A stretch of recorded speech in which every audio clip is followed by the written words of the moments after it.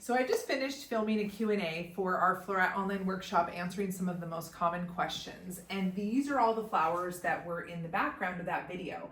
And I know I'm going to get so many questions about them. So I thought I would do a little flower tour and show you these are all of the things that are still looking good in the fall garden, even though we've had tons of wind, tons of rain. And these are the flowers that have taken a beating and are still looking glorious. So I thought you might want to learn about some of them because they're all like, I would say these are like the workhorses of the late season garden. So the first ones are hydrangeas. Now there are a lot of different hydrangeas if you start researching them, and it can get super overwhelming. And when it comes to the mop head varieties, the big purple ones or the blue ones or even white ones, it can be a little bit daunting when it comes to pruning and having your soil acidic enough so that they turn the right colors. And for me, it just feels like too much to think about. So rather than growing the mop heads, I focus on the PG varieties. And those are the ones with the big conical blooms that are creamy. They turn green, they take on that pink, but they're so easy to grow. You can prune them to the ground every year or to, very short, and they bloom again.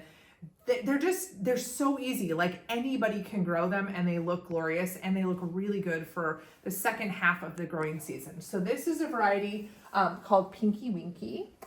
It's a nice big monster. I absolutely love it. Now it's the opposite of this little cutie called Little Lamb. So if you have a small garden, or you're trying to grow hydrangeas in pots, or you just don't have a lot of room, or you're a flower arranger, this variety is fantastic because the plants get max 3 feet tall, and they produce these little tiny, they're just a dome of flowers, but they produce the small blooms that are really great for using in arrangements like bridal bouquets or centerpieces, where this looks great in a big urn or a big jug, but these guys, these little cuties, are so much more useful when it comes to flower arranging. So that's Little Lamb.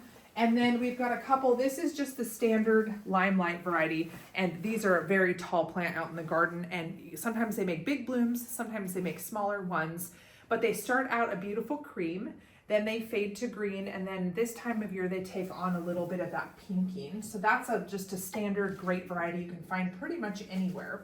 And then there's another one here called Quickfire. And what I love about this is it starts flowering in July for us, and it goes all the way till the first frost. So young flowers are beautiful and creamy and very clean like this.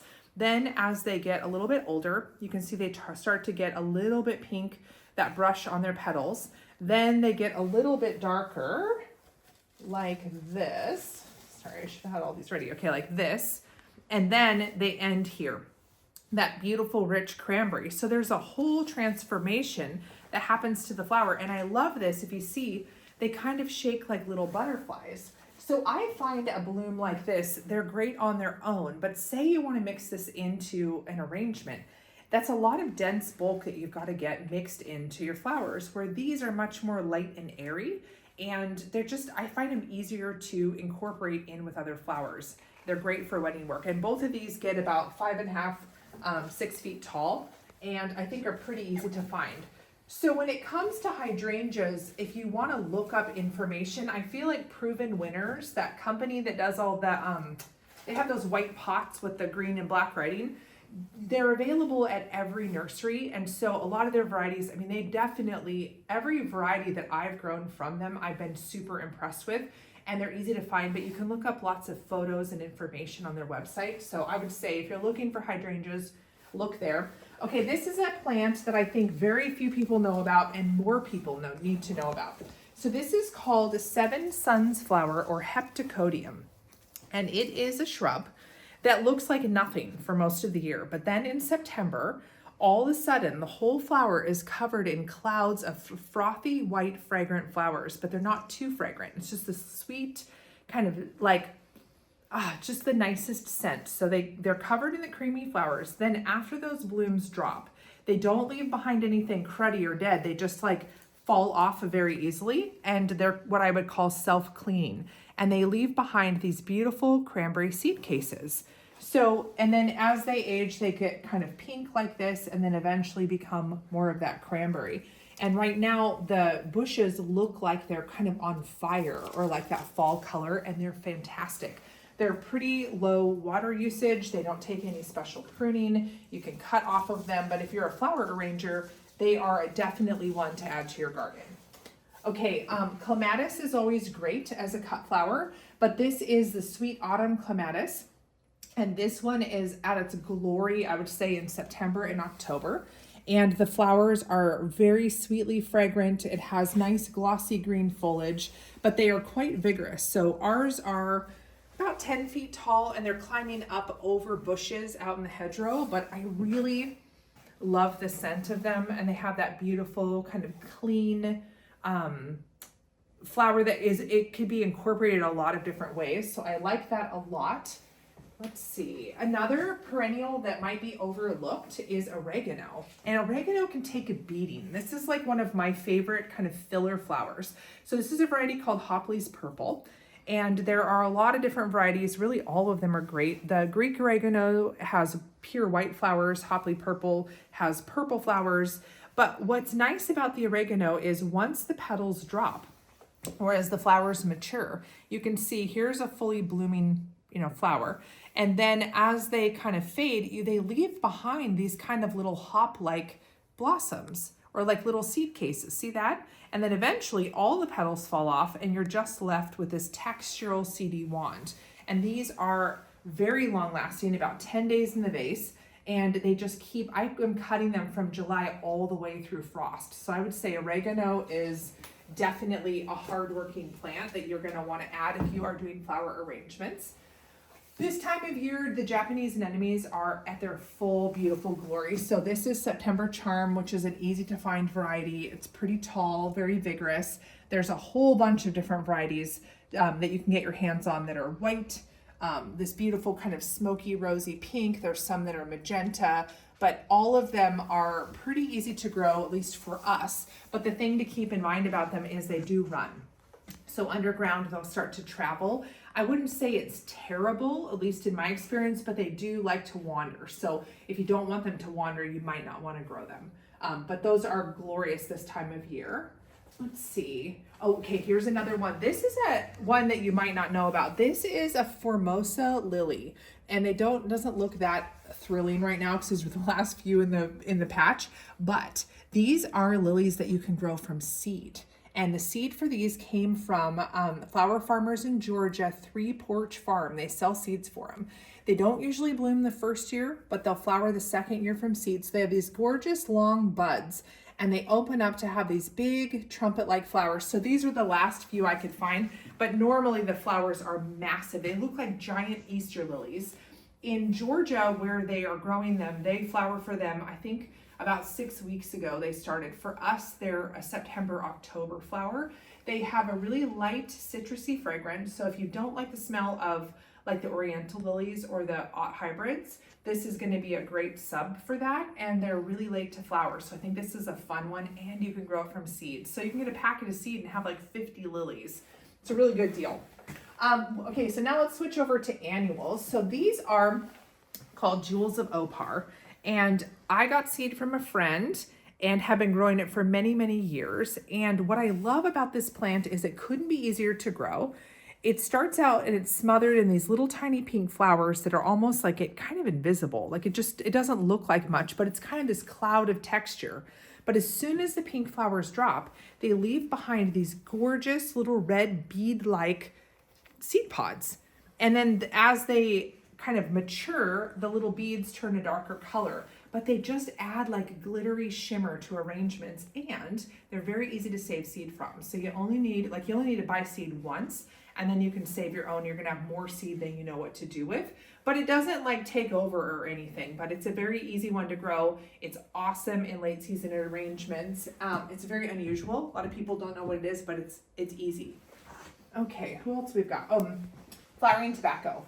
I am a huge fan of flowering tobacco because it is one of the favorite flowers with the hummingbirds in our garden. So we grow all different kinds of varieties, and this is one called Marshmallow that's about 6 feet tall out in the garden. And it has dark pink, light pink, and cream flowers all on the same plant, which is really fun. There are a lot of different flowering tobaccos available, or Nicotianas.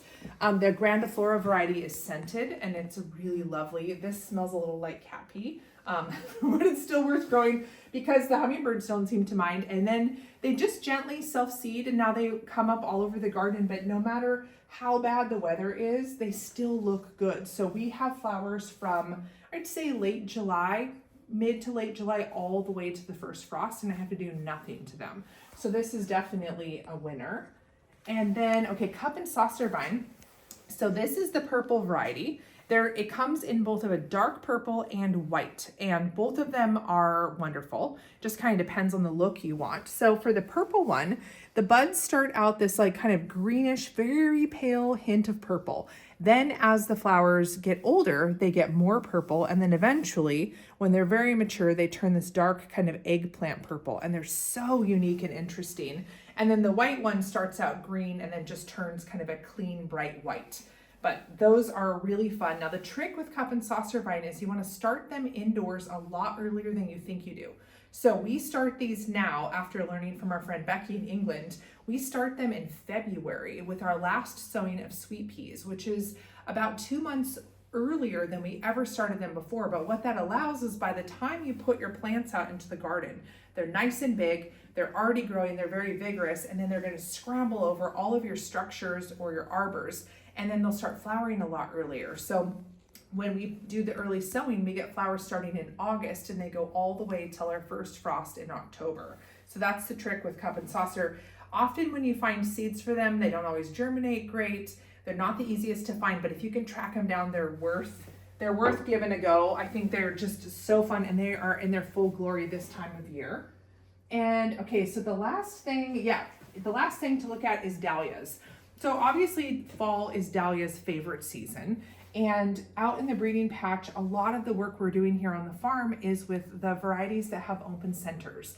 And so all of the varieties here are all unnamed seedlings from the breeding patch. And I'm really focusing a lot of effort right now on breeding the Floret varieties. So a Floret it's an open centered variety. So you can see it has that single open center, a single ring of large outer petals, and then a layer of shorter inner petals that look like little ribbons, or I call them twizzles. So they almost look like a little dress turned upside down. They're really, really beautiful. But what I love about them is they have so much interest, like so much character to them. You can see these guys. This one has kind of yellow twizzles. So does this one with the sun bleached tips. But the thing when it comes to Florets is they don't always last super well as a cut flower. So that's a lot of what I'm working on with the breeding is I want to breed varieties that have this beautiful form, which is so great in flower arrangements, but typically they drop their petals early. So I'm trying to find a happy medium. But what I love the most about them, besides their kind of wildflower-like quality, is that the pollinators go totally crazy for them. So any of the open center varieties of dahlias, you're just going to be inviting so many more pollinators into your garden, where the big domed blooms, they never really open up enough to reveal the pollen. That's why they last so well as a cut flower. But these guys, even if you just planted a few for the bees, they will thank you. Bumblebees especially love them. So yeah, this is a little tour of what is looking the most glorious in the garden, even though it's taken a beating in October here in Washington.